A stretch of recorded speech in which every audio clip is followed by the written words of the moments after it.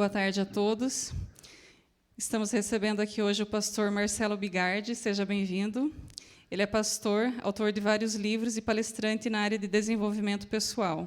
É responsável pela implantação e supervisão das igrejas Bola de Neve no estado do Paraná, Paraguai e Colômbia. É casado e pai de 4 filhos. Pastor, eu deixo a palavra com você. Boa palestra.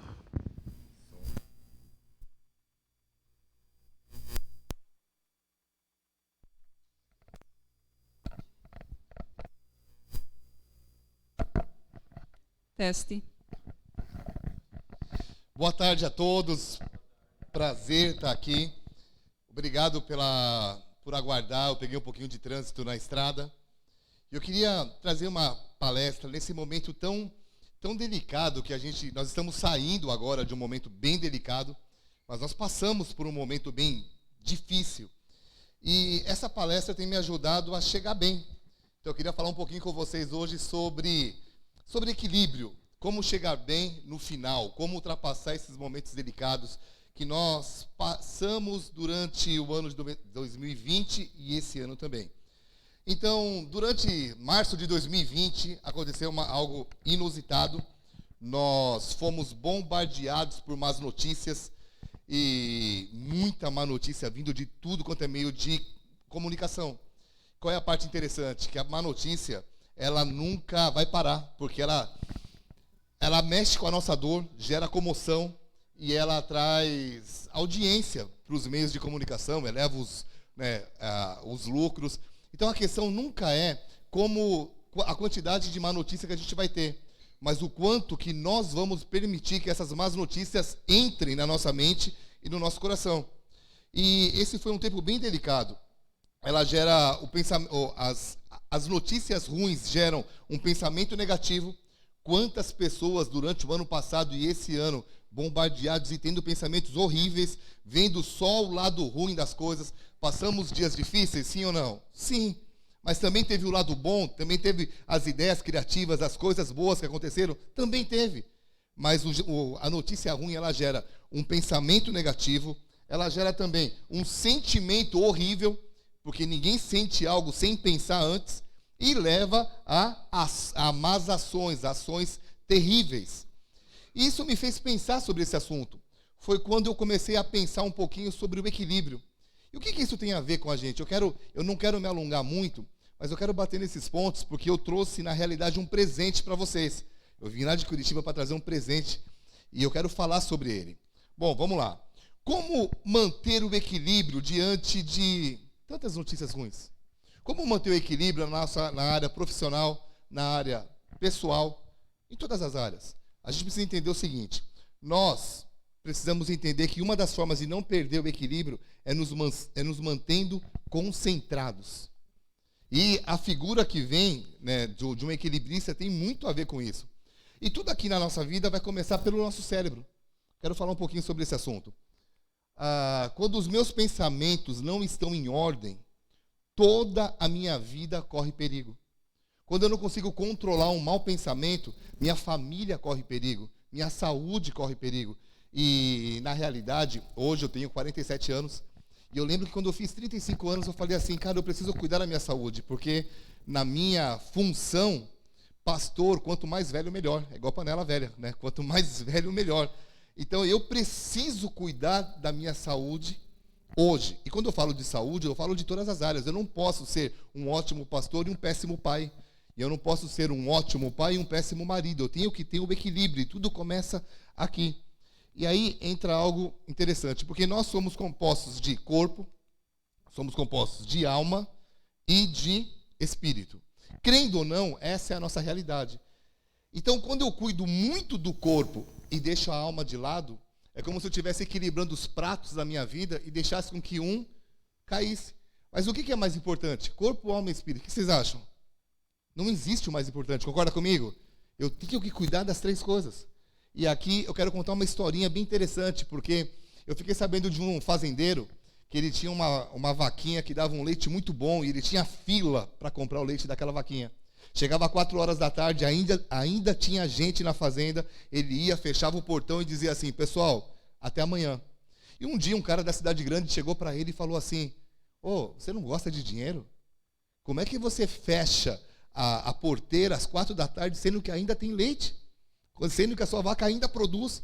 E aí ele falou algo que eu tive que trazer para a minha vida. Ele falou assim, cara, eu conheço a vaquinha que eu tenho. E eu sei que se eu forçar ela demais, eu vou perder a produtividade. Ela vai até ter um pouco de leite, mas vai acabar a produção. O que isso me leva a entender? Que o equilíbrio mantém a produção. Ou seja, quando eu aprendo a ter equilíbrio na minha vida, eu consigo chegar em todas as áreas bem. Então vamos lá, deixa eu falar com vocês sobre tanque emocional. Gente, a nossa vida, essa palavra eu tenho falado muito porque eu aprendi isso há pelo menos 15 anos. Vocês conseguem enxergar aqui? Gente, sim ou não? Lá no fundo, conseguem enxergar aqui? Então vamos lá.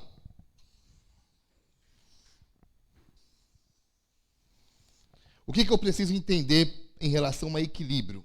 Vamos lá. Nós temos um tanque emocional. E nós precisamos saber o que enche o nosso tanque emocional.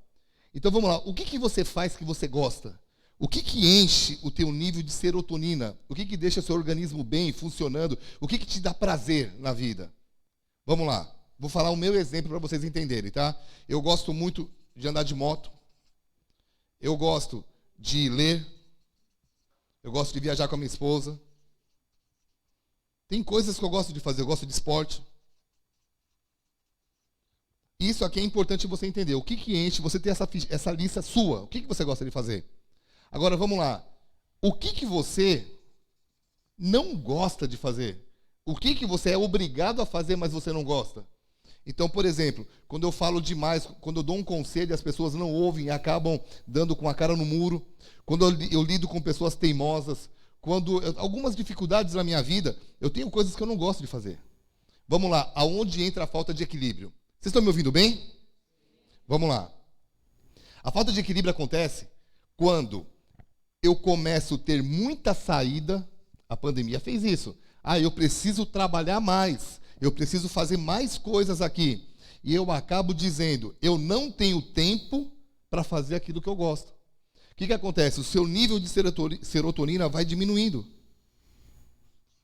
E aí chega uma hora que te dá uma crise de ansiedade, dá problemas, isso aqui é biológico, não é nem espiritual. Então o que eu estou falando para vocês é algo que muitas pessoas estão sofrendo na vida porque cortam a entrada, achando que é uma vida equilibrada. Mas não, a ideia é, quanto mais trabalho eu tiver, quanto mais eu precisar fazer coisas, talvez até que eu não goste, mais eu tenho que aumentar essa entrada. Eu vou dar um exemplo para vocês. A sede da minha igreja fica em São Paulo. Eu tenho reuniões direto lá. E eu não sei o que é pegar avião, porque eles pagam a passagem de avião para mim para lá. E eu não vou mais de avião há anos. Como é que eu vou? Vou de moto, eu vou um dia antes. Porque eu sei que, para mim, eu chego diferente em São Paulo. Eu tenho uma bis, que é um pouquinho maior que a bis. Então, já é uma aventura viajar de bis. Mas eu chego em São Paulo e eu falo assim, cara, eu estou bem. Então, a minha esposa, quando ela vê que eu estou meio estressado, e eu tenho empresa também, eu tenho 4 filhos, estou casado há 22 anos com a mesma mulher, então eu não sou careca à toa. Tipo, tem algumas dificuldades. Então, quando a minha esposa olha para mim e fala assim, ele está meio bravo, sabe o que ela fala para mim? Vai andar de moto. Porque ela sabe que isso vai ajudar eu a administrar o todo. Então, essa falta de... E outra, como é que eu vou entender isso se minha cabeça está a 1000? Como é que eu vou entender isso se eu não consigo descansar? E, gente, ninguém consegue ser criativo cansado. Ninguém consegue ser criativo sem férias. Eu conheço pessoas que batem no peito e dizem assim, eu não preciso de férias. Faz 10 anos que eu não tiro férias. E eu olho pro olho da pessoa, tá tremendo, sabe? Eu falo, você tá bem, né? Eu tô errado. Então, vamos lá. Pergunta que você precisa responder para você mesmo. Se você continuar com os seus hábitos atuais, como é que você vai estar? Eu não vou nem falar o que está no slide, que é como que você vai chegar no final, que a gente nunca sabe qual é o final. Vamos pôr data aqui? Se você continuar com seus hábitos atuais, como você chega daqui 5 anos? Olhei para um casal há um tempo atrás e perguntei isso para o casal, estava na minha frente. Eles arrebentando, brigando e tal. Eu olhei para o marido e falei, quando você vai estar daqui 5 anos no seu casamento? Ele, vou estar com filhos, vou estar bem. Olhei para a esposa e falei, você era separada. Por quê? Um via a vida, estava vendo, tá tudo bem. Outro não estava nada bem. E qual era o problema? Falta de comunicação. Como é que você vai conseguir conversar com alguém quando sua mente não está boa?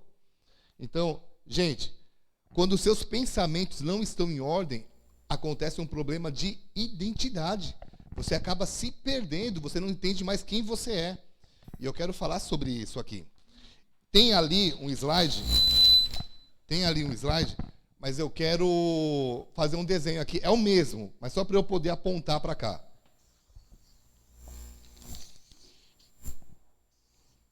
Vamos lá. Aqui é o ser, aqui é o fazer, é isso, né? E aqui é o ter. Quando a minha cabeça está a 1000 por hora e eu não consigo ter equilíbrio, eu perco a funcionalidade perfeita da minha vida. Posso explicar isso? Qual é a base de uma pessoa? Por isso que eu fiz um triângulo aqui. Uma pirâmide, mas é só para você ter uma ideia de base. Qual é a base? É ser.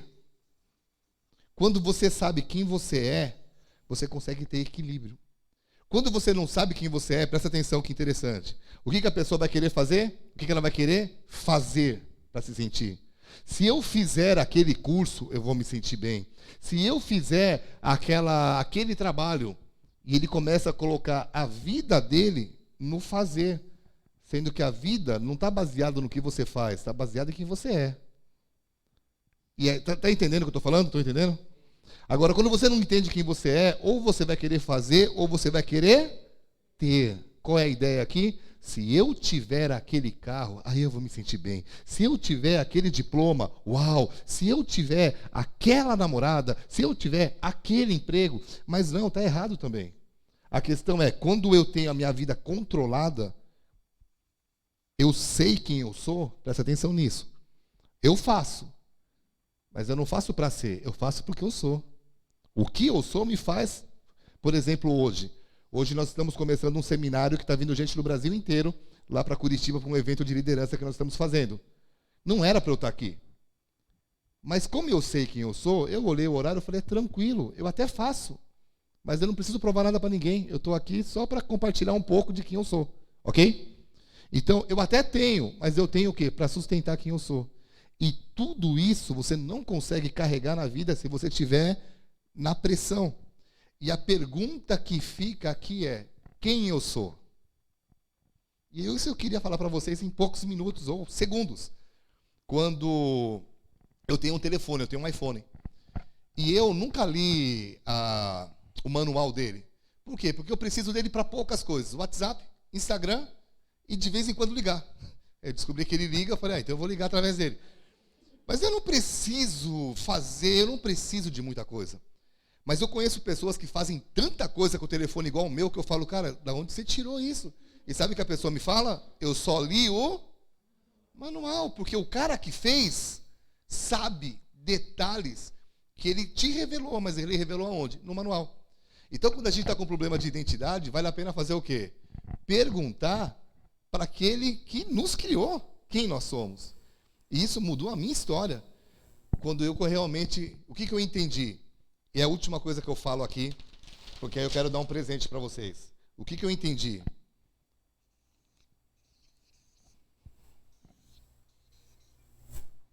Não posso atender agora, tá? Depois eu atendo.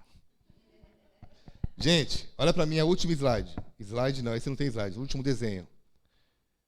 Quanto melhor, quanto mais altitude eu tiver na vida, melhor vai ser a minha atitude aqui na Terra. Qual é a minha dica, tá? Não vim aqui para pregar, vim aqui só para dizer algo que eu faço e que deu muito certo. Quanto mais próximo você tiver do seu Criador e perguntar para ele, cara, por que eu faço o que eu faço, eu moro onde eu moro, por que eu sou como eu sou? Mais você vai ter prazer de fazer o que você faz aqui. A vida vai ficar mais leve. Eu termino contando uma história. Posso? Eu fui profissional de skate. Andei de skate a nível profissional, competindo fora do Brasil e tudo. Então, qual que foi a questão? Hoje, skate é esporte olímpico. Hoje todo mundo bate palma, a Raíssa ganhou medalha, tá fácil conseguir patrocinador. Mas quando eu comecei a andar de skate, skate era coisa de vagabundo, maloqueiro e maconheiro. E eu comecei a andar com 13 anos, então eu cresci, eu tenho 47, então faz mais de 30 eu ouço pessoas dizendo, eu ouvia pessoas dizendo, seu vagabundo, você não faz nada. Eu trabalhava, estudava e não aprontava. Aí, com 16 anos de idade, eu tive uma experiência na altitude, ou seja, eu tive uma experiência com Deus.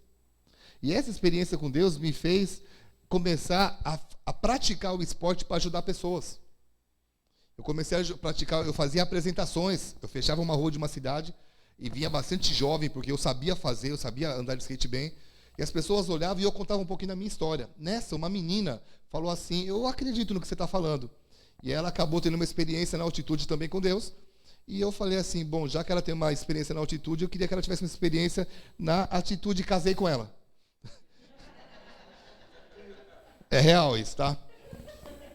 E depois de um tempo, eu fui convidado, por causa dessas apresentações, a entrar numa igreja que estava começando há 19 anos, que tem nome de sorveteria, e é como a moça comentou aqui, a Igreja Bola de Neve. Então, só para você ter uma ideia, por ter uma experiência com a altitude, eu não liguei para aquilo que falavam de mim.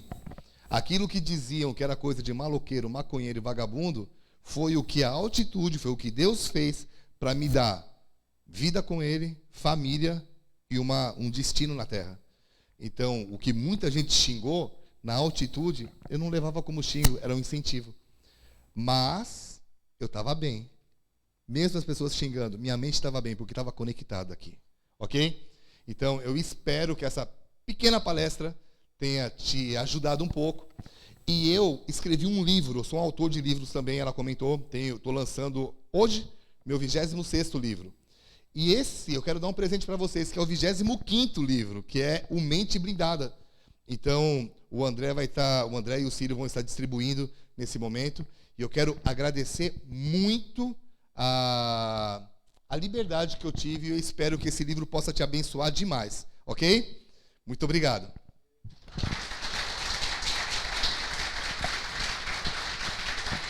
Você que está em casa, se você quiser ter acesso a esse livro, entra no site www.1milhãodelivros.com.br. É um projeto que nós temos de distribuição de 1 milhão desse livro. Pode ser o número 1 ou a palavra 1. 1milhãodelivros.com.br. Boa leitura, essa leitura vai te ajudar demais.